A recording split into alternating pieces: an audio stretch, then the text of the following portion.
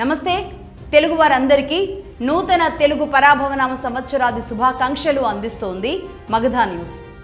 ఈ పరాభవ సంవత్సరంలో అప్రమేయంగా మీరు అనుకున్న ప్రతి కార్యక్రమం కూడా కార్యరూపం దాల్చి ముందుకు వెళ్ళాలని, అలాగే ఈ ఏడాది పేరులోనే దాగి ఉన్న పరాభవాన్ని చూసి మీరు భయపడిపోకుండా ఆ పరాభవం అనేది మంచి మనుషులు మంచి మనసులకు కాదు, స్వార్థంతో నిండి మీకు హాని చేయాలి అని తలచిన వారికే ఆ పరాభవ నామ సంవత్సర తదాస్తు అని మనస్ఫూర్తిగా కోరుకుంటున్నాను.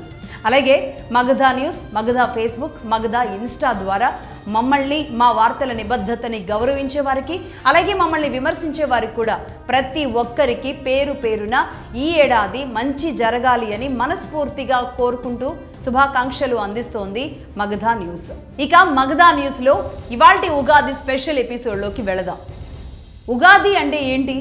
6 రుచులతో, మనిషి నాలుక మీద ఉన్న 6 టేస్ట్ బడ్స్లాగా జీవితం 3 కాలాలు 6 ఋతువులతో, ఈ 6 రకాల రుచులతో తీపి వచ్చినప్పుడు తొందరపడకుండా, పులుపు చూసినప్పుడు పొంగిపోకుండా, చేదు తగిలినప్పుడు భరించలేను అనకుండా, ఉప్పు తగిలినప్పుడు తడబడకుండా, కారం కలిగినప్పుడు కన్నీరు పెట్టకుండా, వగరు ఎదురైనప్పుడు వణికిపోకుండా, దేనినైనా సరే మంచైనా చెడైనా సమానంగా భరిస్తూ ముందుకు వెళ్ళాలి అని కోరుకుంటూ చేసుకునేదే మన తెలుగువారి ఉగాది పచ్చడి.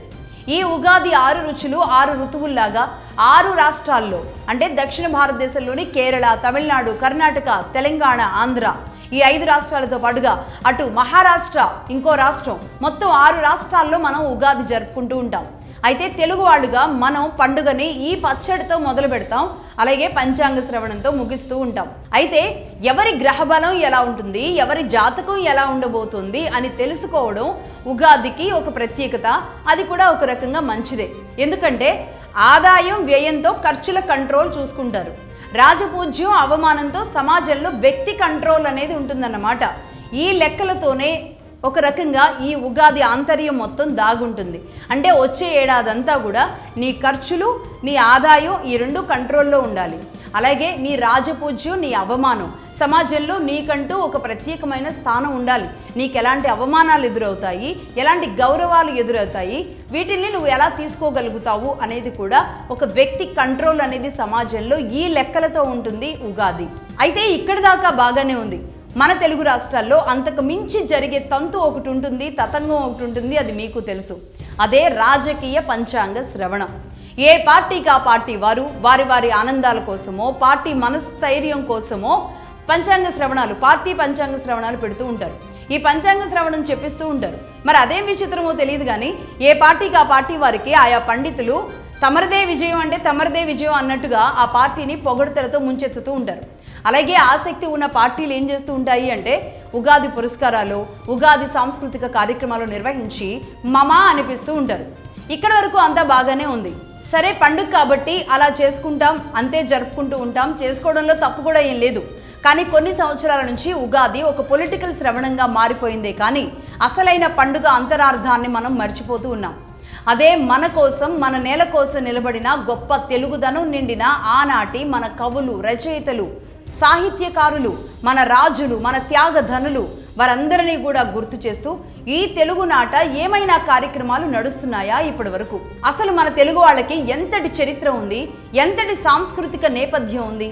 తేనెలొలికే తెలుగుతో అక్షర యజ్ఞం చేసిన ఆనాటి మన తెలుగు సంపద, మన సాహిత్య సమారాధకులు, అలాంటి వారిని గుర్తు చేస్తూ ఏ ఒక్క కార్యక్రమం కూడా ఇప్పుడు జరగడం లేదు. ఆనాడు ఉమ్మడి ఏపీలో కానీ, ఈనాడు విభజిత ఏపీలో కానీ అలా జరగడం లేదు ఎందుకో ఈ మధ్య. అవునన్నా కాదన్నా ఈ విషయంలో కాస్తో కూస్తో తెలంగాణ విభజించిన తరువాత తెలంగాణ ముందుంది. తమ ప్రాంతంలో పుట్టిన వాళ్ళని, తమ తెలుగు వాళ్ళని గౌరవించుకుంటూ వెళ్ళింది. కానీ ఏపీకి వచ్చే వరకు మొహమాటం లేకుండా చెబుతున్నాను, కనీసం ఇలాంటి తెలుగువారి ఉగాది రోజున కూడా గొప్ప సాహితీవేత్తల ఊసు లేకుండా, వారిని కనీసం తలుసుకోకుండా, వారి కుటుంబ సభ్యులను ప్రజలకు చూపించకుండా కానించేస్తున్నాం పండుగని. తెలుగు నేల అంటే ఏ ఒక్కరో ఇద్దరో పుట్టిన తర్వాత మాత్రమే తెలుగు నేల మొదలవలేదు. ఏ ఒక్కరో ఇద్దరో ద్వారానే తెలుగు నేల కీర్తింపబడలేదు. ముఖ్యంగా 1800 దశకం, 1900 దశకంలో, ఆ తర్వాత ఆంధ్ర రాష్ట్రంలో పుట్టిన ఈ నేలకు తమ మేధస్సుతోనో, తమ తెలుగు పాండిత్యంతోనో తెలుగు నేలపై వెలుగు నింపిన మన వారిని ప్రభుత్వాలు గుర్తించే కార్యక్రమాలు తీసుకోవాలి.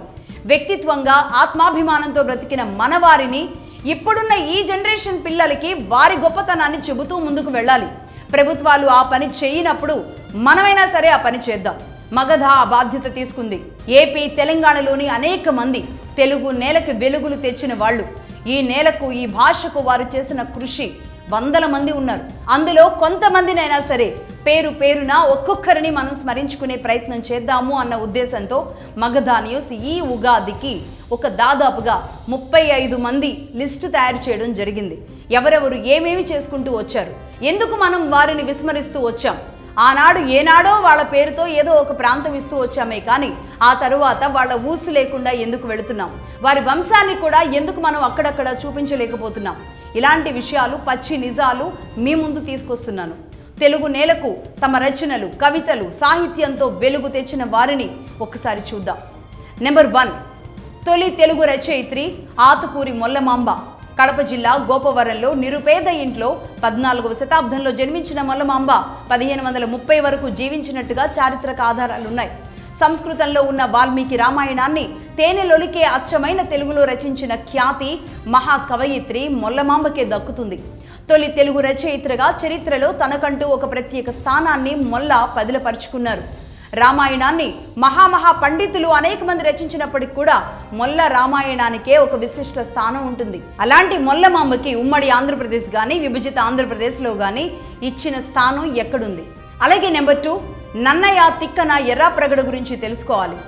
నన్నయ్య భట్టారకుడు 11వ శతాబ్దపు సుప్రసిద్ధ తెలుగు కవి. రాజమహేంద్రవరంలో పుట్టారు. ఆది కవిగా ప్రసిద్ధి పొందారు. తూర్పు చాళుక్య రాజైన రాజరాజ నరేంద్రుని ఆస్థాన కవిగా రాజమహేంద్రవరం కేంద్రంగా సంస్కృత మహాభారతాన్ని ఆంధ్ర మహాభారతంగా అనువదించడం ప్రారంభించి ఆది, సభ, అరణ్య పర్వాలను కూడా రచించారు. ఈయన తెలుగు సాహిత్యానికి ఒక రకంగా పునాది వేశారు అని చెప్పాలి. మరి ఎక్కడ నన్నయ్య?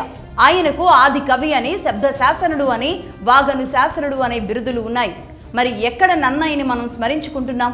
అలాగే తిక్కన సోమయాజి గారు, నెల్లూరు జిల్లా వాసి, 11వ శతాబ్దానికి చెందిన సుప్రసిద్ధ తెలుగు కవి. అలాగే కవిత్రయంలో 2వ వారు. ఆయన నెల్లూరును పాలించిన మనుమసిద్ధి రాజు దగ్గర మంత్రిగా పనిచేశారు. 1205లో పుట్టారు. 1288లో మరణించారు. కవి బ్రహ్మ, ఉభయ కవిమిత్రుడు, ఆయనకు బిరుదులు ఉన్నాయి. మరి నెల్లూరులో ఎక్కడైనా సరే తిక్కన ఉన్నారా? అలాగే ఎర్రాప్రగడ పాకనాడులోని గుడ్లూరు గ్రామం, ప్రస్తుతం ప్రకాశం జిల్లాలో ఉంది. ఆయన తన జీవితంలో ఎక్కువ కాలం గుంటూరు జిల్లాలోని చదలవాడ గ్రామంలో నివసించారు. 14వ శతాబ్దానికి చెందినవారు. 1280లో పుట్టారు. 1360లో ఆయన మరణించారు. సుప్రసిద్ధ తెలుగు కవి, అలాగే కవిత్రయంలో 3వ వారు ఆయన. ఆయన అద్దంకిని రాజధానిగా చేసుకుని పాలించిన రెడ్డి వంశ స్థాపకుడైన ప్రోలయ వేమారెడ్డి ఆస్థానంలో కవిగా పనిచేశారు. అలాగే గుర్రం జాషువా, వినుకొండ, గుంటూరు జిల్లా వాసి. గుర్రం జాషువా 1895లో పుట్టారు. 1971లో మరణించారు. సామాజిక అసమానతలపైన పోరాడిన గొప్ప నవయుగ కవి చక్రవర్తి. పేదరికం, కుల వివక్ష, దళితుల హక్కులు, మానవత్వం కోసం కవిత్వాన్ని ఆయుధంగా వాడారు ఆయన లిఖించిన గబ్బిలం అనే కావ్యం ఏదైతే ఉందో అది అంటరానితనాన్ని ఎండగట్టిన ఒక ప్రసిద్ధమైన కావ్యం. అలాంటి ఆనాటి కవికి ఎక్కడ మనం గుర్తింపునిస్తున్నాం? ఎక్కడ ఆయన పేరు తలుసుకుంటున్నాం? అలాగే పింగళి వెంకయ్య, బట్ల పెనుమర్రు, మొవ్వ మండలం, కృష్ణా జిల్లాలో ఉంది. ఆయన అక్కడ పుట్టారు, పెనుమర్రులో. పింగళి వెంకయ్య 1876లో పుట్టారు. 1963లో మరణించారు. భారత జాతీయ జెండా రూప శిల్పి, గొప్ప స్వాతంత్ర సమరయోధులు. దేశానికి జెండా రంగుని, డిజైన్ని అద్దిన ఆయనకు గుర్తుగా ఏముంది అసలు? భారత ప్రభుత్వం ఆయన గౌరవార్థం తపాలా బిళ్లల్ని విడుదల చేసింది. కానీ మన తెలుగు నేల ఆయన కోసం ఏం చేసింది? టంగుటూరి ప్రకాశం పంతులు, వినోదరాయుడుపాలెం, ప్రకాశం జిల్లాలో పుట్టారు. 1872లో జన్మించారు. 1957లో మరణించారు. ఒక గొప్ప స్వాతంత్ర సమర యోధుడు, ఆంధ్ర రాష్ట్ర మొదటి ముఖ్యమంత్రి, ఆంధ్ర కేసరి, ఆంధ్ర సింహం, ఇవన్నీ ఆయన బిరుదులు. 1928లో సైమన్ కమిషన్ నిరసనల్లో ఆయన చూపిన ధైర్య సాహసాలకు ఈ బిరుదు ఆయన్ని వరించింది. మద్రాసులో బ్రిటిష్ సైనికులు తుపాకులు గురిపెట్టినప్పుడు ఆ తుపాకులకి ఎదురుగా ఆయన గుండెలను ఎదురుగా పెట్టి కాల్చండిరా అని ఎదిరించిన ఒక దీశాలి. ఆయన జ్ఞాపకార్థం ఆంధ్రప్రదేశ్లోని ఒక జిల్లాకైతే ప్రకాశం జిల్లా అని ఆ రోజు పేరు పెట్టుకోవడం జరిగింది. అది కూడా ఎప్పుడంటే 1972లో పివి నరసింహారావు గారు సీఎంగా ఉన్నప్పుడు పెట్టుకోవడం జరిగింది. ఇక ఆ తర్వాత ప్రకాశం పంతులు గారిని మనం రాష్ట్ర విభజన తర్వాత ఎక్కడ కీర్తించుకున్న దాఖలాలు లేవు. ఇక ఆ తర్వాత కందుకూరి వీరేశలింగం, రాజమహేంద్రవరం వాసి, తూర్పుగోదావరి జిల్లాలో ఉన్న రాజమండ్రి వాసి. ఆయన 1848లో జన్మించారు, 1919లో మరణించారు. గొప్ప సాంఘిక సంస్కర్త, అలాగే ఆంధ్ర పునరుజ్జీవ పితామహుడు. సమాజం నుండి తీవ్ర వ్యతిరేకత ఎదురైనప్పటికీ కూడా 1881లో ఆంధ్రదేశంలో మొదటి వితంతు వివాహం జరిపించి చరిత్ర సృష్టించారు ఆయన. తెలుగులో మొదటి నవల ఆయనే రాశారు. అలాగే బాలికల కోసం మొదటి పాఠశాలను కూడా ఆయనే స్థాపించారు. గద్య తిక్కన తెలుగు వచన రచనలో ఆయన చూపిన ప్రజ్ఞకు ఈ బిరుదు దక్కడం జరిగింది. అలాగే గిడుగు రామ్మూర్తి, పార్వతీపురం, విజయనగరం జిల్లా ప్రాంతవాసి. 1863లో జన్మించారు, 1940లో మరణించారు. వ్యావహారిక భాషా ఉద్యమ పితామహుడు ఆయన. సామాన్యులకు అర్థమయ్యే సరళమైన తెలుగు కోసం ఆయన పోరాడారు. గ్రాంధిక భాషా పండితులెందరో వ్యతిరేకించిన సామాన్యుల వాడుక భాషకే పట్టం కట్టాలని జీవితాంతం ఉద్యమించారు గిడుగు. ఆయన పుట్టినరోజైన ఆగస్టు 29వ తేదీని ప్రతి ఏటా తెలుగు భాషా దినోత్సవంగా మనం జరుపుకుంటూ ఉంటాం. అది ఆనాడు నిర్ణయించడం, అది ఇప్పటికీ జరుగుతూ ఉండడం తప్ప దాన్ని గుర్తు చేసుకోవడం, ఆయన చేసిన పనుల గురించి మాట్లాడుకోవడం లేదు. ఇక గురజాడ అప్పారావు గారు రాయవరం, విశాఖపట్నం జిల్లాలో జన్మించారు. 1862లో జన్మిస్తే 1915లో మరణించారు. ప్రముఖ నాటకకర్త, కవి, అలాగే ఆధునిక తెలుగు సాహిత్య విప్లవకారుడు, కవిశేఖర, నవయుగ వైతాళికుడు, ఇలాంటి బిరుదులు ఎన్నో ఆయనకున్నాయి. కన్యాశుల్కం లాంటి దురాచారాలను ఎండగడుతూ ఆయన రాసిన కన్యాశుల్కం నాటకం తెలుగు సాహిత్యంలోనే ఒక మైలురాయి లాంటిది. దేశమంటే మట్టి కాదోయ్, దేశమంటే మనుషులోయ్ అంటూ ఆయన రాసిన దేశభక్తి గీతం నేటికి కూడా ప్రతి తెలుగువాడి నోట నానుతూనే ఉంటుంది. సర్దార్ గౌతులచ్చన్న శ్రీకాకుళం జిల్లాలోని బారువా ప్రాంత వాసి. సర్దార్ గౌతులచ్చన్న 1909లో జన్మించారు, 2006లో మరణించారు. ప్రముఖ స్వాతంత్ర సమరయోధుడు, సామాజిక సంస్కర్త, వెనుకబడిన వర్గాల ఆశా జ్యోతి. సర్దార్ అనేది ఆయన నాయకత్వ పటిమకు దక్కిన ఒక గౌరవం.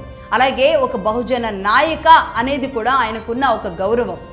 నౌపడలో జరిగిన ఉప్పు సత్యాగ్రహం, క్విట్ ఇండియా ఉద్యమాల్లో ఆయన పాల్గొని బ్రిటిష్ జైళ్లలో కఠిన కారాగార శిక్ష అనుభవించడం జరిగింది.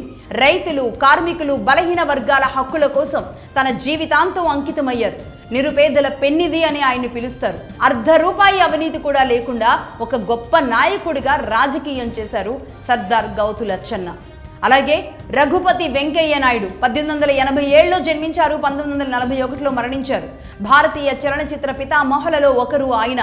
తెలుగు చలనచిత్ర పితామహుడిగా ఆయన ఎన్నో సేవలు చేశారు. అందుకే 1914లో మద్రాసులో ఆయన గెయిటీ షో హౌస్ అనేది నిర్మించడం జరిగింది. ఇది దక్షిణ భారతదేశంలోనే మొట్టమొదటి శాశ్వత సినిమా థియేటర్ అన్నమాట. అంటే మూకీ చిత్రాల కాలంలోనే భీష్మ ప్రతిజ్ఞ వంటి చిత్రాలను నిర్మించారు ఆయన. ఆయన గౌరవార్థం ఆంధ్రప్రదేశ్ ప్రభుత్వం ప్రతి ఏటా రఘుపతి వెంకయ్య అవార్డును ప్రదానం చేస్తూ వస్తోంది. ఆనాటి ప్రభుత్వాలు అలా నిర్ణయం తీసుకుని ముందుకు వెళ్ళడం, ఈనాటికి కూడా దాన్ని కంటిన్యూ చేయడం వరకు బాగానే ఉంది. ఇక నెక్స్ట్ చెప్పబోయే వ్యక్తి పేరు చెప్పే ముందు నేను ఒక చిన్న కథ చెప్తాను. సికింద్రాబాద్ టు ఈసీఎల్ ఒక పెద్ద ఆయన బస్ ఎక్కారు. ఒక ఆయన పక్కన కూర్చున్నారు, ఇంకొక నడి వయసు ఆయన పక్కన కూర్చున్నారు. ఏఎస్ రావు నగర్లో దిగాలి అని టికెట్ అడిగారు. పక్కనున్న ఆయన ఉన్న వ్యక్తి, నడి వయసు వ్యక్తి ఎవరంటే ఆయన ఈసీఎల్ కంపెనీలో పనిచేస్తూ ఉన్నారు ఆ వ్యక్తి. అయితే ఆయన ఏఎస్ రావు నగర్ వచ్చిందా అని సికింద్రాబాద్లో మొదలైనప్పటి నుంచి అడుగుతూనే ఉన్నారు. పదే ఆ స్టాప్ ఎప్పుడు వస్తుందని అడుగుతున్నారు. అయితే ఇంత పెద్ద ఆయనవి ఒక ఫోన్ పెట్టుకోవాల్సింది కదా, ఫోన్లు అందరూ వాడుతున్నారు కదా అని ఆ పక్కన ఉన్న ఆయన సలహా ఇచ్చారు ఈసీఎల్ ఎంప్లాయ్. అయితే నాకెందుకయ్యా ఫోను అని చెబుతూ అసలు ఆ ఫోన్ ఏంటి, ఆ ఫోన్ పుట్టుపూర్వోత్తరాలు ఏంటి, అసలు ఎలా మొదలైంది అని, ఆ తర్వాత టెక్నాలజీ ఏంటి, ఈసీఎల్ కంపెనీ ఏంటి అని అనేక విషయాలు చెప్పుకుంటూ ఆ పక్కనున్న ఆయనతో మాట్లాడుతుంటే వీళ్ళిద్దరూ ముందు సీట్లో కూర్చొని మాట్లాడుతూ ఉన్నారట. అయితే డ్రైవర్ కూడా ఈ కథ అంతా వింటూ ఉన్నారట. ఇంతలో స్టాప్ వచ్చేసింది. అయితే డ్రైవర్ అన్నారంట, బాగా చదువుకున్నోళ్ళ ఉన్నావు పెద్ద ఆయన, ఇంతకీ నీ పేరేంటి అని అడిగారంట డ్రైవర్. అప్పుడు ఆయన చెప్పిన పేరేంటో తెలుసా? ఏఎస్ రావు. అది విన్న బస్ డ్రైవర్ మాత్రమే కాదు, బస్సులో ఉన్న వాళ్ళందరూ కూడా షాక్ అయ్యారంట. ఆయన పేరుతోనే ఉన్న ప్రాంతం ఏఎస్ రావు నగర్. ఆయన పెట్టిన కంపెనీనే ఈసీఎల్. ఎన్నో వేల కుటుంబాలకి ఆధారం ఈనాడు. ఆ ప్రాంతం డెవలప్ అవ్వడానికి, నవరత్న కంపెనీలో ఒక కంపెనీగా భాగం అవ్వడానికి ఆయన పెట్టిన కంపెనీయే. దాంతో ఆ పక్కన కూర్చుని మాట్లాడిన ఈసీఐలో ఉన్న ఆ ఎంప్లాయీ కూడా షాక్ అయిపోయారంట. ఎందుకు నేను ఈ కథని ఇంత బలంగా చెబుతున్నానో తెలుసా? నేను కూడా అదే ఈసీఐలో ఇంటర్న్షిప్ చేశాను. ఆ చేస్తున్న సమయంలో ఆ పక్కన కూర్చొని ఏఎస్ రావు గారితో మాట్లాడిన వ్యక్తి అప్పటికి రిటైర్మెంట్ ఏజ్లో ఉన్నారు ఈసీఐలో. ఆయనే స్వయంగా నాకు ఈ విషయాన్ని చెప్పారు. ఈ సంఘటన గురించి ఆయన చెప్పినప్పుడు అప్పుడు ఏఎస్ రావు గారిని చూడాలి అని నాకు అనిపించింది, కానీ చూడలేకపోయాం. అది అంటే ఆయన గురించి తెలిసిన తరువాత సరిగ్గా ఒక 3 సంవత్సరాలకి 2003కి ఆయన మరణించడం జరిగింది. ఆయన పేరు అయ్యంగార్ సాంబశివరావు గారు. మొగల్లు, పశ్చిమ గోదావరి జిల్లా ప్రాంతవాసి. 1914లో జన్మించారు, 2003లో మరణించారు. ఒక గొప్ప శాస్త్రవేత్త. భారతీయ ఎలక్ట్రానిక్స్ రంగానికి ఆయన ఆద్యులు. ఈసీఐఎల్ వ్యవస్థాపకుడు, భారతీయ ఎలక్ట్రానిక్స్ రంగ పితామహుడు. భారతదేశపు మొట్టమొదటి అణు రియాక్టర్ అప్సరా నిర్మాణంలో కీలక పాత్ర పోషించారు ఆయన. 1967లో హైదరాబాద్లో ఈసీఐఎల్ సంస్థను స్థాపించి దేశాన్ని ఎలక్ట్రానిక్స్ రంగంలో స్వయం సమృద్ధిగా తీర్చిదిద్దారు. కేంద్ర ప్రభుత్వం ఆయనకి పద్మభూషణ్, శాంతి స్వరూప్ భట్నాగర్ పురస్కారాలతో సత్కరించింది. అలాంటి పెద్ద ఆయన ఇన్ని అవార్డులు, ఇన్ని కార్యక్రమాలు ఆయన స్వయంగా చేసి, అంత తెలివైన ఆయన అంత పెద్ద వయసులో బస్సు ప్రయాణం చేశారు. ఇది మనం గుర్తించాలి. ఆనాటి గొప్ప వ్యక్తులు ఎంత సింపుల్గా ఉండేవాళ్ళు అనేది మనం అర్థం చేసుకోవాలి. అలాగే బ్రహ్మశ్రీ రఘుపతి వెంకటాద్రి నాయుడు, బ్రిటిష్ కాలంలో Madras university first vice president. అలాగే ప్రీవీ కౌన్సిల్లో ఒక బిల్ పెట్టి, ఆయన బ్రిటిష్ కాలంలో ప్రీవీ కౌన్సిల్లో ఒక బిల్ పెట్టి ఆంధ్ర యూనివర్సిటీని నిర్మించారు. ఆంధ్ర యూనివర్సిటీ వ్యవస్థాపకులు. ఆయన పేరుతో ఏ యూనివర్సిటీ అయినా సరే ఈనాటికి ఉందా? ఏ ఆంధ్ర యూనివర్సిటీ అయితే ఆయన నిర్మించారో అక్కడ ఏ విభాగానికైనా సరే వెంకటాద్రి నాయుడు గారి పేరు ఎక్కడైనా ఉందా? లేదు.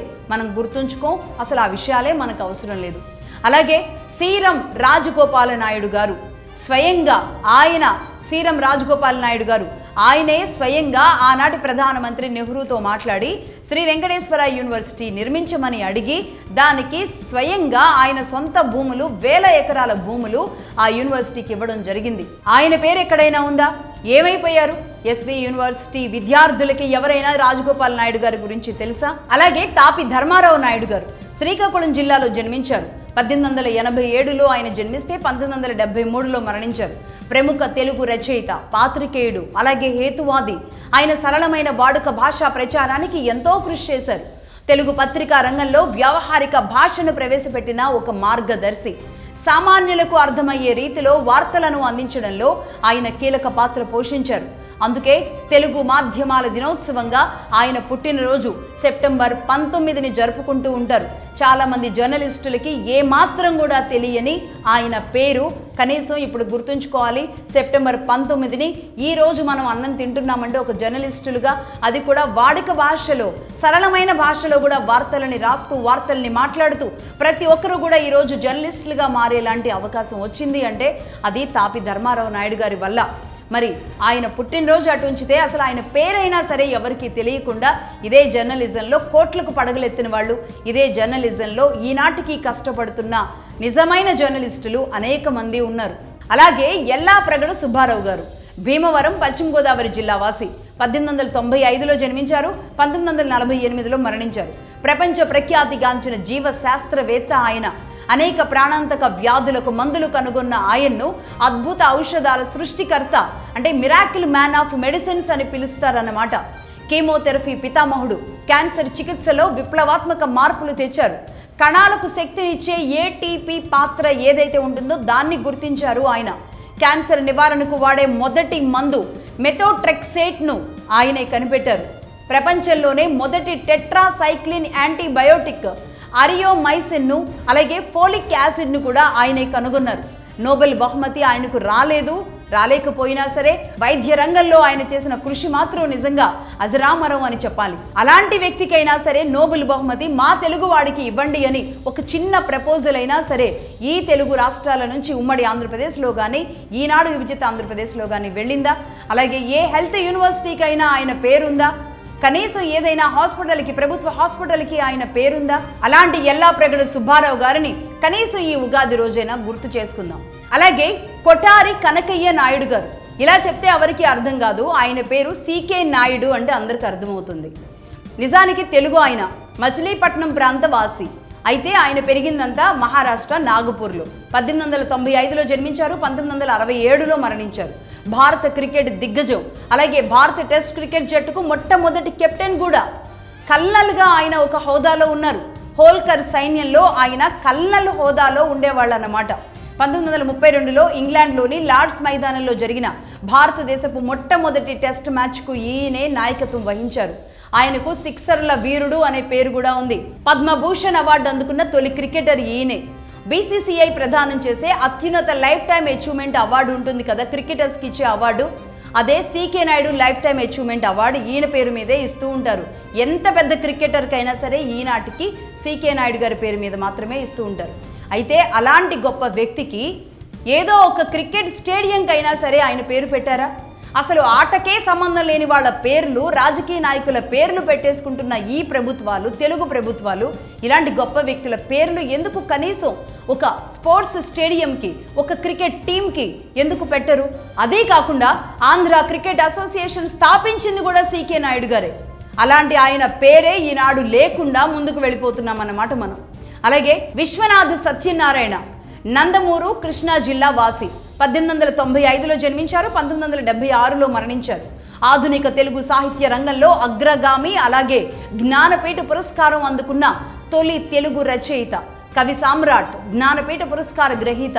ఇలాగే ఆయన రాసిన 1000 పడగలు నవల, ఈ పేరు చెప్పగానే అందరికీ గుర్తొస్తుంది ఆయనేంటో, ఆయన మేధస్సు ఏంటో, సమాజం పట్ల ఆయనకున్న విజన్ ఏంటో. ఈ నవలే సమాజంలోని అనేక కోణాలను భయంకరంగా చూపిన నవల, అదే 1000 పడగలు. అలాగే వావిలాల గోపాలకృష్ణయ్య సత్తెనపల్లి, పల్నాడు జిల్లా వాసి. 1906లో జన్మించారు, 2003లో మరణించారు. ప్రముఖ స్వాతంత్ర సమర యోధుడు, అన్కండిషనల్ దేశభక్తులు, ఒక రకంగా భయంకరమైన గాంధేయవాది. ఆయన్ను అందరూ అపర గాంధీ అని కూడా అంటూ ఉంటారు. ఒక నిస్వార్థ సేవకు నిలువుటద్దంగా ఆయన్ని పిలుచుకుంటూ ఉండేవాళ్ళు. గ్రంథాలయ ఉద్యమంలో చాలా కీలకమైన పాత్ర పోషించారు వావిలాల గోపాలకృష్ణ గారు. ఆంధ్ర రాష్ట్ర సాధన కోసం జరిగిన పోరాటంలో ముందు వరుసలో నిలబడ్డారు. రాజకీయాల్లో ఉన్నా సరే చివరి వరకు కూడా ఎంతో సాదాసీదాగా జీవితాన్ని గడిపారు. పాలనలో తెలుగు భాషను అధికారికంగా ఉపయోగించాల్సిందే అని గట్టిగా గళమెత్తారు. ఆయన ప్రజాసేవకు గుర్తింపుగా కేంద్ర ప్రభుత్వం పద్మభూషణ్ అవార్డుతో ఆయన్ని గౌరవించింది. అయితే ఇక్కడ ఆయన గురించి ఒక విషయం చెప్పాలి, అదే క్యాండిల్ స్టోరీ చెప్పాలన్నమాట. ఏంటంటే ఆయన నిబద్ధత, ఆయన సిన్సియారిటీ, ఒక రాజకీయ నాయకుడు ఆనాడు ఎలా ఉన్నాడు, ఈనాడు ఎలా ఉన్నారు రాజకీయ నాయకులు మనం తెలుసుకోవాలి. ఆయన ఒక గ్రామానికి వెళ్ళినప్పుడు సరిగ్గా 6-7 సమయం అయింది. ఆ సమయం వరకు ఆయన 6 గంటలకి 5 గంటలకి అక్కడ మొత్తం చిమ్మ చీకటిగా ఉంటే ఒక క్యాండిల్ వెలిగించారు. ఆ క్యాండిల్ వెలుగులో ఆయన కొంత పేపర్ వర్క్ చేసుకున్నారు. ఆ పేపర్ వర్క్ అయిపోయిన తర్వాత ఆ క్యాండిల్ ఆర్పేశారు. ఆర్పేసి మళ్ళీ ఆ క్యాండిల్ని ఆయన తెచ్చుకున్న సంచిలో పెట్టేసుకున్నారు. ఆ తర్వాత ఇంకో క్యాండిల్ తీశారు, అది వెలిగించారు. అది వెలిగించి మళ్ళీ పేపర్ వర్క్ చేసుకుంటున్నారు. అక్కడున్న పక్కనున్న వాళ్ళు ఏంటండి ఆ క్యాండిల్ లోపల పెట్టి మళ్ళీ ఈ క్యాండిల్ తీశారు, ఏంటి 2 క్యాండిల్కున్న ఇది అని అడిగితే ఆయన చెప్పారు, ఇంతకుముందు నేను ఆర్పేసి లోపల పెట్టింది అది ప్రభుత్వం ఖర్చుతో, ప్రభుత్వం నాకు స్పాన్సర్ చేసింది, నేను బయటికి వెళ్ళినప్పుడు వాడుకోవడానికి ఇచ్చింది. ఇదేంటి అంటే ఇంకా ఇది నా పని అయిపోయింది, ప్రభుత్వానికి సంబంధించిన పని పక్కన పెట్టాను, ఇప్పుడు నా సొంత పని చూసుకుంటున్నాను కాబట్టి ఈ క్యాండిల్ వెలిగించాను అని చెప్పారట. నిజంగా ఇలాంటివి వింటే కాదా ఈ తరానికి ఒక స్ఫూర్తి వచ్చేది, ఈ తరం ఎంతో కొంత నేర్చుకుని ఇన్స్పైర్ అయ్యేది. ఇలాంటి విషయాలు తెలిస్తే కాదా. ఎక్కడ మనం పిల్లలకి చెబుతున్నాం, ఎక్కడ అసలు ఈ విషయాలు రాజకీయ నాయకులకే తెలియదు, ఇంకా పిల్లలకి ఏం చెబుతారు? ఇప్పుడున్న రాజకీయ నాయకుల్ని చూస్తే ఎలా ఉన్నారు, ఆనాటి రాజకీయ నాయకులు ఎలా ఉన్నారు? నిజంగా వాస్తవాలు మాట్లాడుకుంటే పచ్చి నగ్న సత్యాలు భయంకరంగా ఉంటాయి. ఇక శ్రీశ్రీ గారి గురించి మాట్లాడదాం. శ్రీరంగం శ్రీనివాసరావు గారు విశాఖపట్నం వాసి. 1910లో జన్మించారు, 1983లో మరణించారు. విప్లవ కవి, ఆధునిక తెలుగు సాహిత్య విప్లవకారుడు. కవిత్వాన్ని సామాన్యుడి కష్టాల కోణాన్ని నుంచి చూపించిన వారు శ్రీశ్రీ. మహాకవిగా, అభ్యుదయ కవితా పితామహుడిగా ఆయనకు బిరుదులున్నాయి.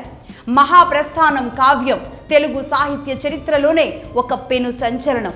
మరో ప్రపంచం పిలిచింది అంటూ ఆయన చేసిన గర్జన తెలుగు వారిలో విప్లవ స్ఫూర్తిని నింపింది. మరో ప్రస్థానం కవితా సంపుటికి కేంద్ర సాహిత్య అకాడమీ అవార్డు అందుకున్నారు ఆయన. అలాగే ఉత్తమ సినీ గేయ రచయితగా జాతీయ అవార్డును కూడా పొందారు. నేటికి కూడా కార్మిక కర్షక పోరాటాలకు ఆయన కవిత్వమే వెన్నుముక. ఆంధ్రాలోనో విశాఖలోనో ఏదో ఒక ప్రభుత్వ సంస్థకి ఈనాటికైనా సరే శ్రీశ్రీ పేరు మీద ఏమైనా పెట్టుకున్నామా?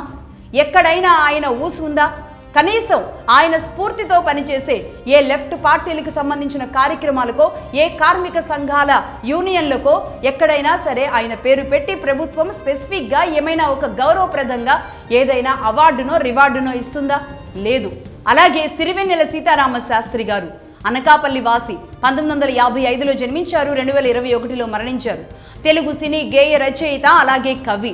అక్షరాన్ని ఆయుధంగా మలచి సామాజిక చైతన్యాన్ని, అలాగే తాత్వికతను, భక్తిని, శివతత్వాన్ని కూడా తన పాటల్లో నింపిన ధీశాలి. నిజంగా ఆయన కళానికి, అలాగే సామాజిక చైతన్యం, తాత్వికత రెండూ కలిసిన ఆయన భావజాలానికి నేను ఒక భయంకరమైన వీరాభిమానిని.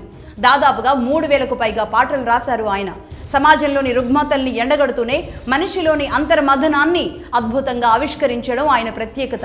నిగ్గదీసి అడుగు ఈ సిగ్గులేని జనాన్ని అంటూ సమాజాన్ని ఆయన ప్రశ్నించారు. ఆయన ప్రతిభకు గాను 11 సార్లు నంది అవార్డులు, 2019లో భారత ప్రభుత్వం నుండి పద్మశ్రీ పురస్కారం లభించాయి. ఆధునిక తెలుగు సినీ సాహిత్యంలో అంతటి గొప్ప పేరు సాధించినప్పటికీ ఈ జనరేషన్ వాళ్ళకి అనేక మందికి తెలిసిన ఆయన పేరుతో కూడా కనీసం ఎక్కడ ఆంధ్రప్రదేశ్లో సిరివెన్నెల సీతారామ శాస్త్రి గారి పేరుతో ఏవీ లేవు. అలాగే దేవులపల్లి వెంకటకృష్ణ శాస్త్రి, రామచంద్రాపురం, తూర్పుగోదావరి జిల్లా, 1897లో జన్మించారు, 1980లో మరణించారు. సుప్రసిద్ధ తెలుగు కవి, నాటకకర్త, పండితులు. తెలుగు సాహిత్యంలో భావ కవిత్వ యుగానికి ఆయన ఆరాధ్య దైవం వంటి వారు. ఆంధ్ర షెల్లీ అంటారు ఆయన్ని. అంటే ఒక ఆంగ్ల కవి పిబి షెల్లీ అనే ఒక ఫేమస్ ఇంగ్లీష్ రైటర్ ఎవరైతే ఉంటారో ఆయనకి లాగా పిలిచేవాళ్ళు ఈయన్ని, ఆయనే ఆంధ్ర షెల్లీ అని. ఈయన కవిత్వంలో కూడా స్వేచ్ఛ, ప్రేమ, విరహం వంటి భావాలు అద్భుతంగా పలికిస్తూ ఉండేవాళ్ళు. ఆయన రాసిన కృష్ణపక్షం కావ్యం ఏదైతే ఉందో అది తెలుగు భావ కవిత్వంలో ఒక కలికి తురాయి అని చెప్పాలి.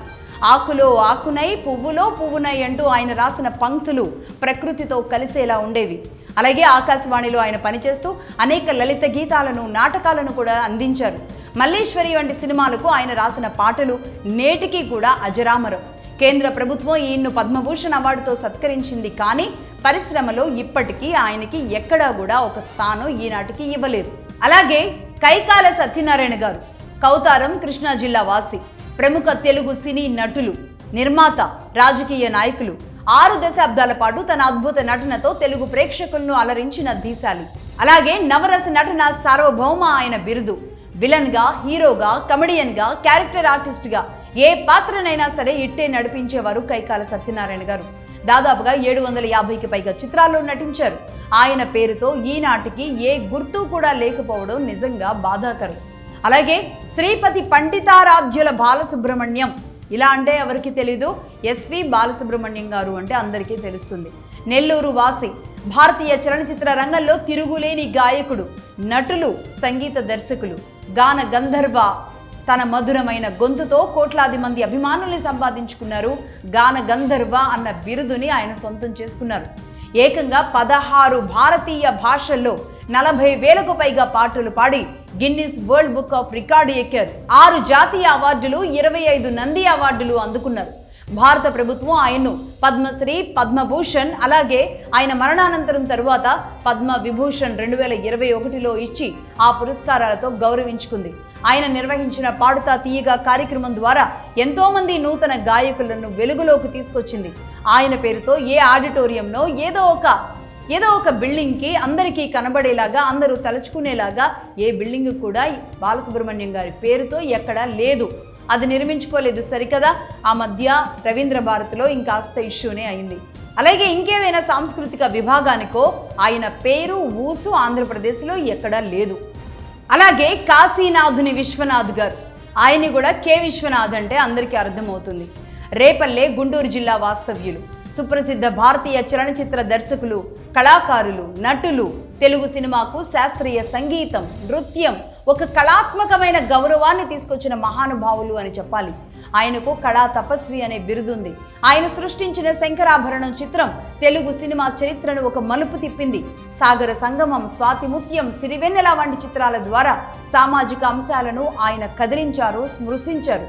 భారతీయ చలనచిత్ర రంగంలో అత్యున్నత పురస్కారమైన దాదాసాహెబ్ ఫాల్కే అవార్డుని 2017లో ఆయన అందుకోవడం జరిగింది. 5 జాతీయ అవార్డులు, 20 నంది అవార్డులతో పాటుగా కేంద్ర ప్రభుత్వం నుండి పద్మశ్రీ పురస్కారాన్ని కూడా పొందారు కె విశ్వనాథ్ గారు. అలాంటి ఆయన పేరుతో గుంటూరు జిల్లాలో ఏ కార్యక్రమమో, ఆయనకు సంబంధించి ఏ భవనానికి నామకరణమో లేదు. అలాగే సామర్ల వెంకట రంగారావు గారు, ఆయనే ఎస్వి రంగారావు గారు, కృష్ణా జిల్లా నూజివీడు వాస్తవ్యులు.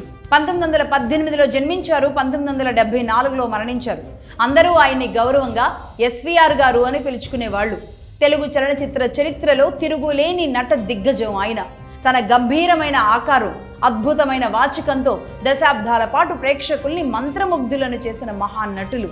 అలాగే విశ్వనట చక్రవర్తి బిరుదాంకితులు ఆయన. పౌరాణిక, జానపద, చారిత్రక, సాంఘిక చిత్రాల్లో ఏ పాత్ర ఇచ్చినా అందులో పరకాయ ప్రవేశం చేయగల దిట్ట ఆయన. మాయాబజారులో ఘటోత్కచుడుగా, నర్తనశాలలో కీచకుడుగా, పాండవ వనవాసంలో దుర్యోధనుడుగా, భక్త ప్రహ్లాదలో హిరణ్యకశిపుడుగా వంటి పాత్రల్ని ఆయన ప్రాణం పోశారు. ఆయన డైలాగ్ డెలివరీ కానీ, హావభావాల వ్యక్తీకరణ కానీ నేటి నటీనటులకు ఒక పాఠ్య పుస్తకం లాంటిది అని చెప్పాలి. అలాగే 1963లో ఇండోనేషియా రాజధాని జకార్తాలో జరిగిన ఆఫ్రో ఏషియన్ చలనచిత్రోత్సవంలో నర్తనశాల చిత్రానికి గాను ఉత్తమ నటుడిగా అంతర్జాతీయ అవార్డు అందుకుని తెలుగు సినిమా ఖ్యాతిని ఖండాంతరాలు దాటించారు ఎస్వి రంగారావు గారు. 160కి పైగా చిత్రాల్లో నటించిన ఆయన పౌరాణిక పాత్రలంటే ఇలాగే ఉండాలి, అది ఎస్వీఆర్ మాత్రమే చేయాలి అన్న ఒక ప్రమాణాన్ని, ఒక బెంచ్ మార్క్ని సృష్టించారు అని చెప్పాలి. నేటికి కూడా ఆయన స్థానాన్ని భర్తీ చేయగల నటులు రాలేదు అంటే అతిశయోక్తి కాదు. ఆయన పేరుతో ఏ అవార్డు, ఏ మెడలు, ఏ సాంస్కృతిక విభాగానికి పేరు ఈనాటికి ఆంధ్రప్రదేశ్లో కానీ, ఉమ్మడి ఆంధ్రప్రదేశ్లో కానీ, తెలంగాణలో కానీ లేదు. అలాగే కోడి రామ్మూర్తి నాయుడు గారు శ్రీకాకుళం జిల్లా వీరఘట్టం వాసి. 1882లో జన్మించారు, 1942లో మరణించారు. ప్రపంచ ప్రఖ్యాతిగాంచిన మల్ల యోధుడు, బలశాలి ఆయన. భారతదేశంలో వ్యాయామ క్రీడలకు ఆద్యుడిగా, దేశభక్తికి ఆయన్ని ప్రతీకగా చూడొచ్చు. కలియుగ భీమా అన్న బిరుదుని బ్రిటన్ రాజు జార్జ్ వి ప్రదానం చేయడం అంటే మాటలు కాదు.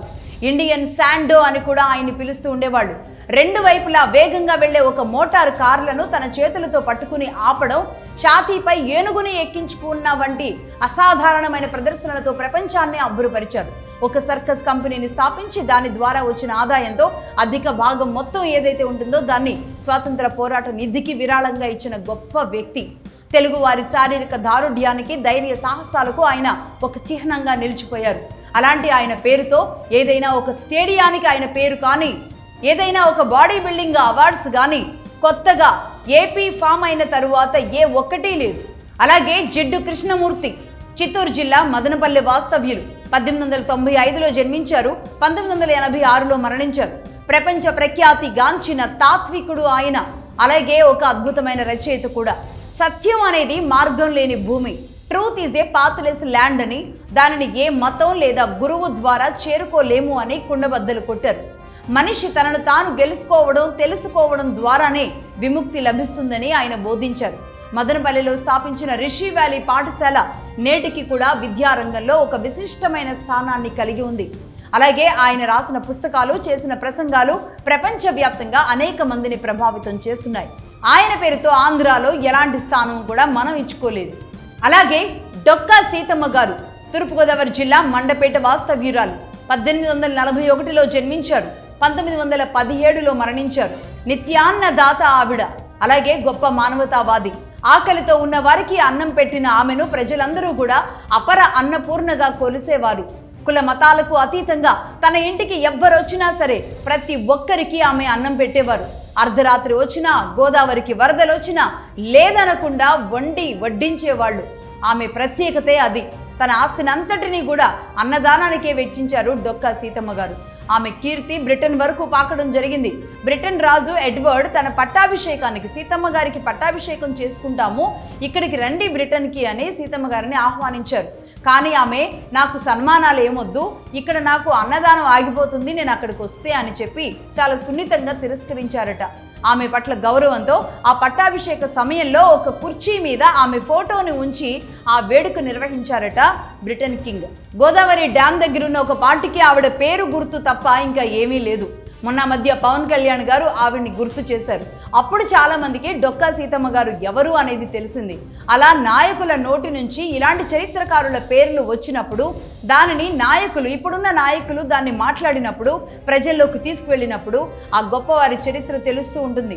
పవన్ కళ్యాణ్ గారు ఇలాంటి ఏ ప్రాంతానికి వెళ్ళినా సరే అక్కడున్న గొప్పవారి విషయాలు చెప్పుకుంటూ ముందుకు వెళుతూ ఉంటారు. గమనించారో లేదో, బట్ అది మాత్రం నిజంగా గ్రేట్.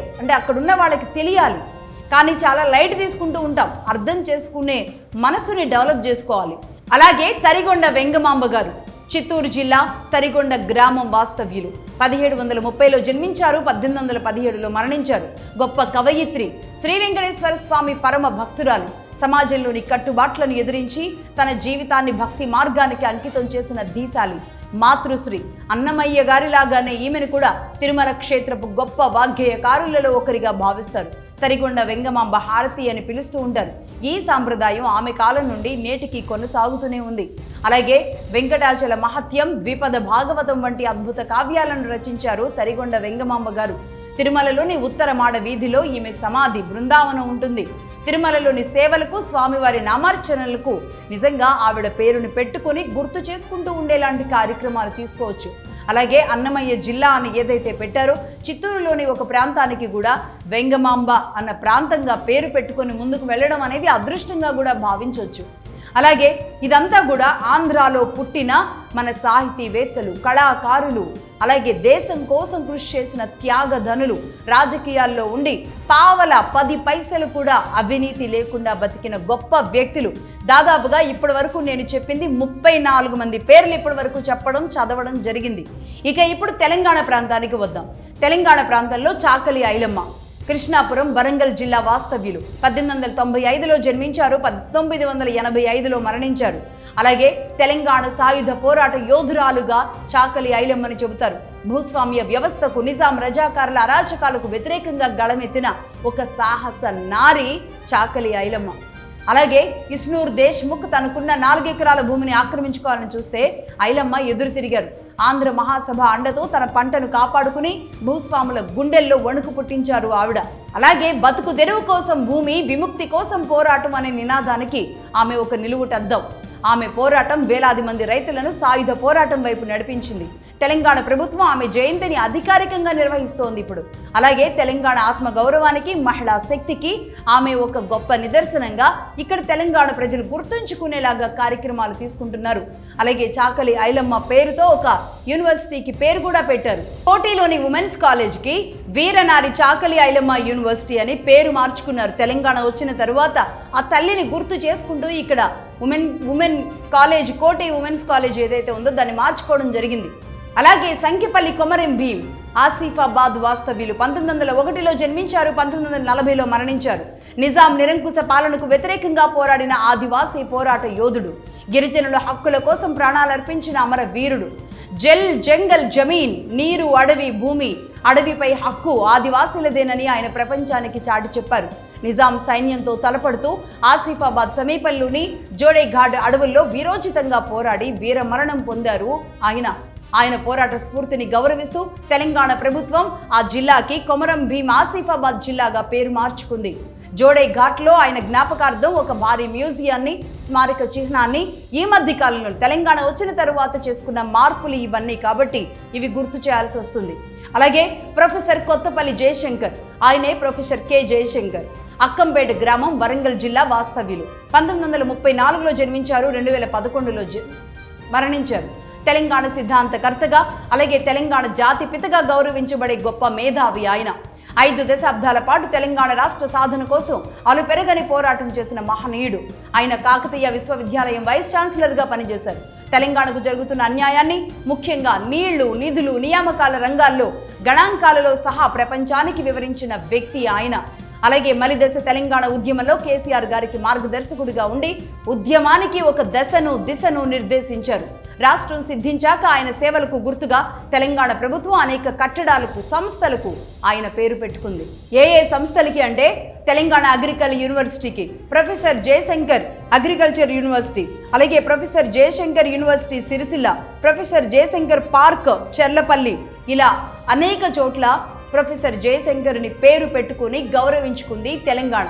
అలాగే కొండా లక్ష్మణ్ బాపూజీ కొమరం భీం ఆసిఫాబాద్ జిల్లాలోని వాంకిడి ప్రాంత వాస్తవ్యులు. 1915లో జన్మించారు, 2012లో మరణించారు.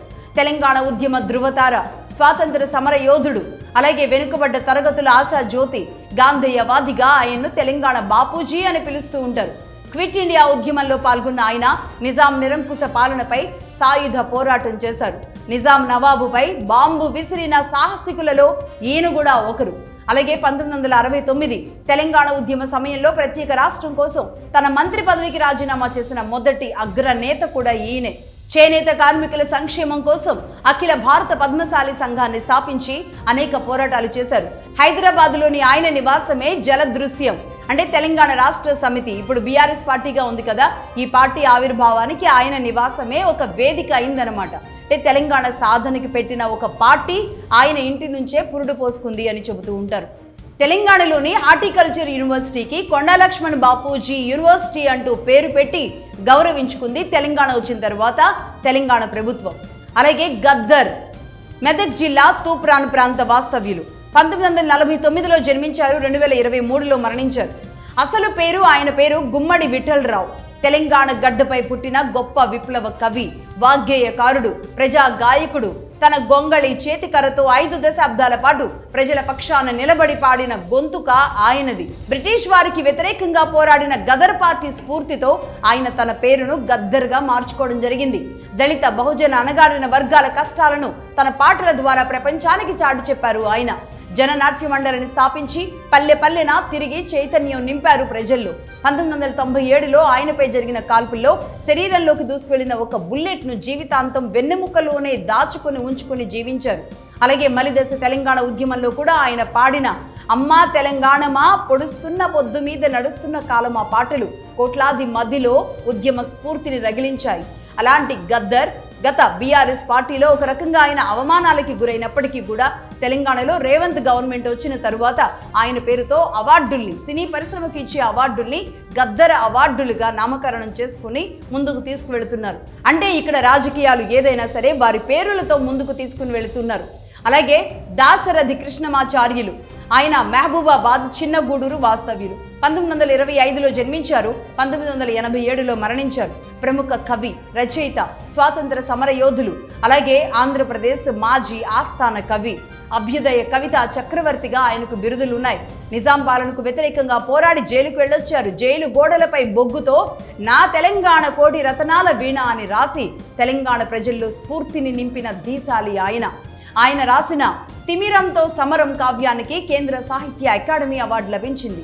సినిమాల్లో ఆయన రాసిన పాటలు నేటికి కూడా ఎంతో జనాదరణ పొందుతున్నాయి. అలాంటి ఆయన పేరుకు మాత్రం ఇంకా తెలంగాణ ప్రభుత్వం ఏ రూపం ఇవ్వలేదు. అలాగే అందశ్రీ, అలాగే ఇప్పుడు ఉన్న కవులు, కళాకారులు, ఆనాటి ఇంకొంతమంది కళాకారులు, వీరందరూ కూడా ఇదే తెలంగాణలో ఉన్నారు. కాస్తో కూస్తో అంటే రాష్ట్ర విభజన తరువాత వారి ఎవరైతే ఉద్యమంలో ఉన్నవాళ్ళో లేదంటే నిజాములకు వ్యతిరేకంగా పోరాడిన వాళ్ళని గుర్తించి యూనివర్సిటీలకే ఆ పేర్లను పెట్టి ఈనాటి యువతలు అంటే భవిష్యత్ అంతా యూనివర్సిటీల్లోనో స్కూల్స్లోనో ఉంటుంది కాబట్టి యూనివర్సిటీలకు పేరు పెట్టినప్పుడు మాత్రమే ఆ యువత ఆ పేరు వెనుక ఉన్న అంతరార్థాలు తెలుసుకొని ముందుకు వెళ్లే అవకాశాలు ఉంటాయి. రాష్ట్ర విభజన తరువాత ఆంధ్రప్రదేశ్ కంటే తెలంగాణ కాస్తో కూస్తో ముందుంది అని చెప్పడంలో ఎలాంటి మొహమాటం కూడా లేదు. అలాగే ఆనాటి మన రాజవంశాలు ఎలా తెలుగు నేలను కీర్తి పతాకానికి చేర్చేలా చేశారో వాళ్ళు, అలాంటి వారి పేర్లు ఎక్కడ కనబడవు, వినబడవు. ఈ మధ్యలో పుట్టిన వారినే మనం మర్చిపోతుంటే ఆనాటి రాజులని, వారి చరిత్రల్ని ఇంకెక్కడ గుర్తుంచుకుంటాం? శిథిలాలుగా పడి ఉన్న వారి ఆ కట్టడాలని కాపాడడం కూడా కావట్లేదు ఈ ప్రభుత్వాలకి. అంటే చాణక్యుల దగ్గర నుంచి మొదలు పెడితే బోయిలు, విష్ణుకుండలిలు, శాతవాహనులు, ఆనంద గోత్రికులు, ఏ ఒక్కరి పేరు మీదైనా సరే ఏమైనా కట్టడాలు కట్టించామా? వారు కట్టిన కట్టడాలని కాపాడడం కూడా ఈ ప్రభుత్వాలకి చేత కావడం లేదు. ఒక పార్టీ పెట్టి సీఎంలు అయితే తప్ప ఏపీ రాష్ట్ర నాయకులకు ప్రజలు, ఆ వ్యక్తులు అసలు కనబడరా? ప్రభుత్వ పాఠశాలల్లో తెలుగు పాఠ్యాంశాలలో వారి పేర్లు, వారి పద్ధతులు, వారి త్యాగాలు, తెలుగుకు వారు చేసింది ఎంతో తెలిపేలాగా చేయాల్సిన అవసరం, బాధ్యత ప్రభుత్వాల మీద లేదా?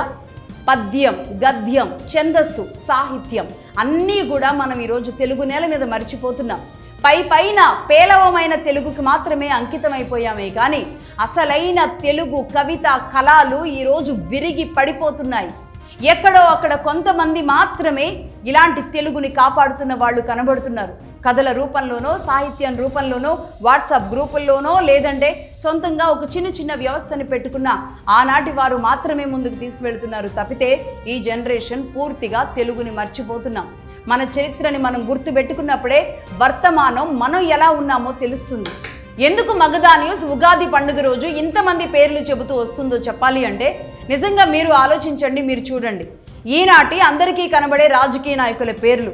మా తండ్రి రాజకీయాల్లో ఒక పథకాన్ని తీసుకొచ్చాడనో, లేదంటే మా తండ్రి మాత్రమే ఏదో చేశారనో చెప్పుకుంటూ, లేదా మా వాళ్ళు ఏదో చేశారని చెప్పుకుంటూ వారి పేర్లతోనే వారిని గౌరవించుకోవద్దు అని చెప్పడం మా ఉద్దేశం కాదు. వారిని గౌరవించాలి, వారి పేర్లతో కార్యక్రమాలు తీసుకోవాలి, పథకాలు పెట్టాలి. కానీ వారి పేర్లతో మాత్రమే పెట్టుకునే పథకాలతో మొత్తం చరిత్రనంతా కూడా కాలగర్భంలో కలిపేస్తున్నారు. అలాగే ఒక సైంటిస్ట్ ఏదైనా సాధించిన వ్యక్తి పేరు ఒక యూనివర్సిటీకి, ఆ సైంటిస్టులు చదివే యూనివర్సిటీకి పెట్టినప్పుడు ఆ పేరుతో అక్కడున్న వాళ్ళు ఇన్స్పైర్ అవుతారు. ఒక స్పోర్ట్స్ అకాడమీకో లేదంటే ఒక స్టేడియంకో వాళ్ళ పేర్లు మాత్రమే పెట్టినప్పుడు అక్కడ ఆడిన వాళ్ళందరూ ఇన్స్పైర్ అవుతారు. ఒక విద్యావేత్త పేరు యూనివర్సిటీలకు పెట్టినప్పుడు వాళ్ళు ఇన్స్పైర్ అవుతారు. ఒక డాక్టర్, ఇంతకుముందు నేను చెప్పాను, సుబ్బారావు గారు క్యాన్సర్కి కీమోథెరపీని కనిపెట్టిన వ్యక్తి. మరి ఆయన పేరు మీద ఏ క్యాన్సర్ హాస్పిటల్కి, ఏ క్యాన్సర్ విభాగానికి ఆయన పేరుంది. అలాంటిది పెట్టినప్పుడు అక్కడున్న డాక్టర్లు ఇన్స్పైర్ అవుతూ ఉంటారు. ఆయన చేసిన సేవ ఏంటి, ఒక డాక్టర్ ఆయన పేరుతో మనం ముందుకు వెళుతున్నాము అన్న విషయంలో వాళ్ళంతా ఇన్స్పైర్ అవుతారు. అలా తీసుకురావాల్సిన చర్యలు అనేక ఉంటాయి. అలాగే వెంపటి చిన్న సత్యం గారు, అలాగే శోభా నాయుడు గారు, వీరు భరతనాట్యానికి చేసిన కృషి ప్రపంచ దేశాలన్నీ గుర్తించాయి. కానీ ఈనాటికి తెలుగు రాష్ట్రాలు గుర్తించలేదు. ముఖ్యంగా వీరిద్దరు కూడా ఆంధ్రప్రదేశ్లో పుట్టిన వారే. మరి వీరి పేరు మీద ఏమైనా కార్యక్రమాలు జరుగుతున్నాయా? చరిత్రని మర్చిపోతూ వెళితే ఎలా? దీనికంటూ ఒక విభాగం, దీనికంటూ ఒక సాంస్కృతిక విభాగాలు ఏం చేస్తున్నాయి? అసలు ఈ విభాగాలు ఈ మధ్యకాలంలో ఏవో పెట్టినట్టున్నారు, కానీ ఏం చేస్తున్నారు? అసలు ఈ విభాగ చైర్మన్లు కానీ, దీనికి సంబంధించిన మంత్రులకు కానీ, ఎమ్మెల్యేలకు కానీ చరిత్ర తెలుసా? వీళ్ళ పేర్లు తెలుసా? ఇలాంటి వాళ్ళని అలాగే తెలుగు భాష గురించి అందరూ కూడా ఒక ఊపదంపుడు ఉపన్యాసాలు ఇస్తూ ఉంటారు. కానీ ఆ గొప్ప నాయకులు, ఆ గొప్ప వ్యక్తులకు సంబంధించిన పిల్లలు, మనవాళ్ళు ఎవరు కూడా తెలుగు మీడియంలో చదవరు. అందరూ ఇంగ్లీష్ మీడియంలోనే చదువుతారు. ఇది సమాజం నుంచి ఆ ప్రశ్న వచ్చిన తర్వాత మా పిల్లలు ఎందుకు ఇంగ్లీష్ మీడియం చదవకూడదు అనేలాంటి ఒక ప్రశ్న వచ్చిన తర్వాత ఇప్పుడు 2 తెలుగు రాష్ట్రాల్లో తెలుగు అనేది కంపల్సరీ చేసి ముందుకు తీసుకువెళ్తున్నారు. కానీ దానివల్ల సాధిస్తున్నది ఏంటి? ఇటు ఆంధ్ర కానీ తెలంగాణ కానీ ఇద్దరినీ ప్రశ్నిస్తుంది మగధా న్యూస్. దీనివల్ల సాధిస్తున్నది ఏంటి అంటే ఉద్యోగాల్లో తెలుగు మీడియం చదివిన వాళ్ళకి కనీసం ఒక 5%, 10% ఉద్యోగాలు వస్తాయి తెలుగు వైపు వెళ్ళినప్పుడు, తెలుగుని ప్రామాణికంగా తీసుకుని వెళ్ళినప్పుడు అని నమ్మిన వాళ్ళు, ప్రభుత్వ ఉద్యోగాలు, రాష్ట్ర ఉద్యోగాల్లో ఉండాలి అనుకున్న వాళ్ళు కనీసం అటువైపు వాళ్ళ పిల్లల్ని చదివిస్తారు.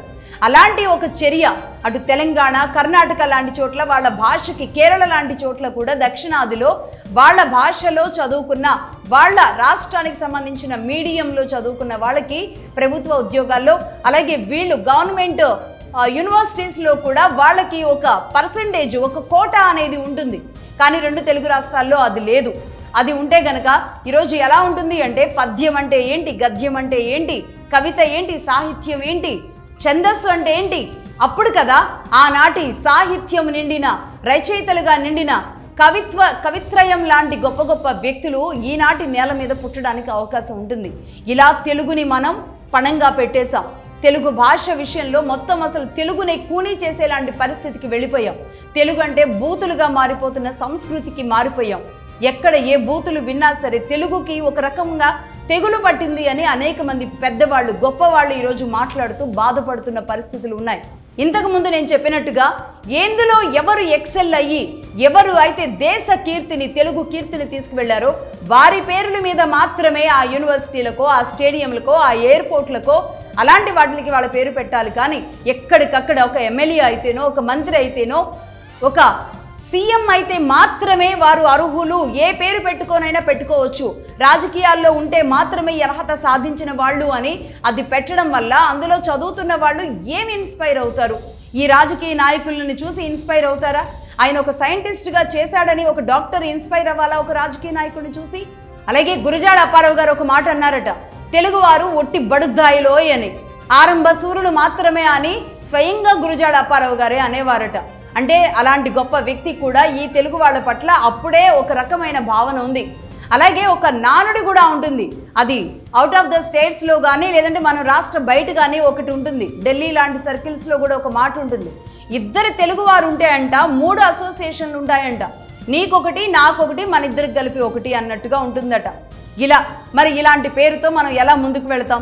తెలుగు కీర్తి అసలు ఎంత గొప్పదో ఇప్పుడు మనం సరిగ్గా అర్థం చేసుకోలేకపోతున్నాం. మొత్తానికి ఇది కఠినమైనా సరే, ఎవరినైనా బాధించినా సరే వాస్తవాలు ఇవి. మనం గుర్తుంచుకోవాల్సింది ప్రతి పండుగని, ప్రతి కార్యక్రమాన్ని కూడా చరిత్రని గుర్తు చేస్తూ ముందుకు వెళ్ళాలి.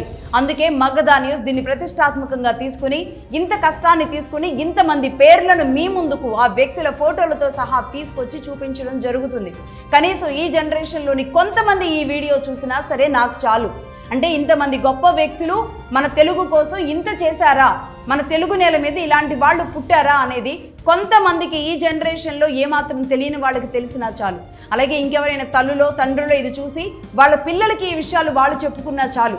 ఇది నిజంగా మగధ చాలా సంతోషంగా తెలుగు వాళ్ళ కోసం ఉగాది పండుగ రోజు మేము మనస్ఫూర్తిగా చేసిన కార్యక్రమం ఇది. మన తెలుగు కీర్తి కిరీటంలో పొదిగిన ఆ జాతి రత్నాలు, తెలుగు జాతి రత్నాలు, వారి శ్రమకు త్యాగాన్ని మనందరం కూడా గుర్తు చేసుకోవాలి అని చేస్తున్న ఒక చిరు ప్రయత్నంగా మీరు భావిస్తే చాలు. అదే మేము కోరుకునేది, మా ప్రయత్నం కూడా ఆ చిరు ప్రయత్నమే. అందుకే అందరికీ మరొకసారి నూతన తెలుగు పరాభవనామ సంవత్సర శుభాకాంక్షలు చెబుతూ ఈ కార్యక్రమాన్ని ముగిద్దాం. చూస్తూనే ఉండండి మగధ న్యూస్.